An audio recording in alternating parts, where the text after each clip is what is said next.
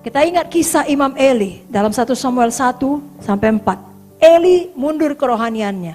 Kenapa? Pada waktu itu ada orang berdoa namanya Hana, berdoa dengan sungguh-sungguh, dikiranya mabuk. Biasanya kita suka menuduh orang yang kita sendiri selalu lakukan. Kalau kita curiga orang bohong sama kita, sebenarnya kitanya yang suka bohong. Karena kalau kita nggak pernah bohong, kita nggak curiga orang bohong, nggak sampai situ pikiran kita.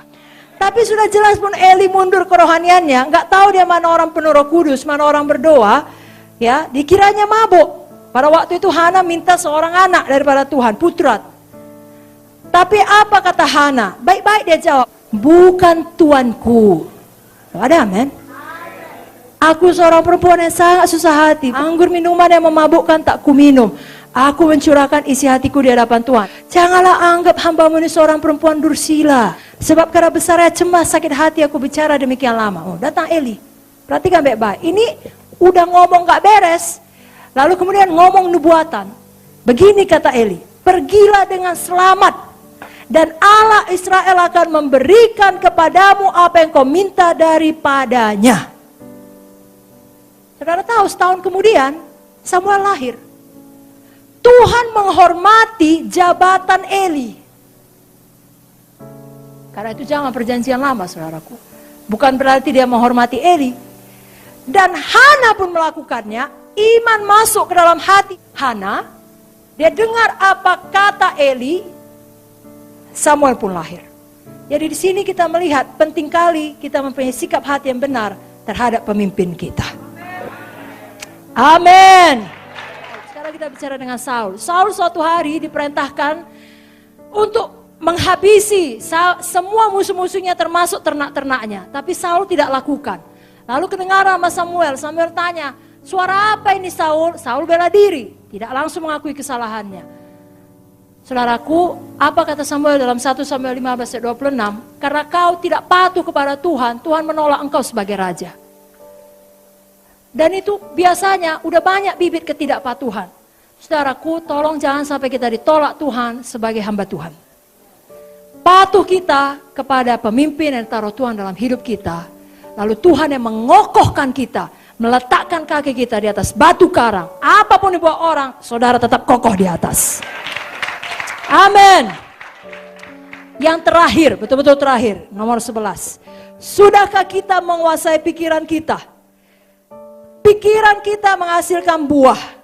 Apa yang kita pikirkan, itulah yang kita kasih makan kepada sifat lama atau sifat baru, manusia lama atau manusia baru. Apa yang kita pikirkan akan menjadi perbuatan, akan menjadi karakter, dan itu akan menjadi tujuan hidup kita. Saudaraku, jangan punya pikiran yang selalu patah semangat. Karena selalu berpikir apa yang dikatakan oleh setan, bukan apa kata firman. Tuhan selalu mengasihi saudara. Sekali lagi, Tuhan sangat mengasihi saudara. Rancangannya baik bagi saudara, bagi keluarga saudara, bagi sidang saudara. Kapan datang keadaan tidak baik, katakan sama setan, tutup mulutmu. Semuanya ini akan membuatku lebih baik lagi. Amin saudara.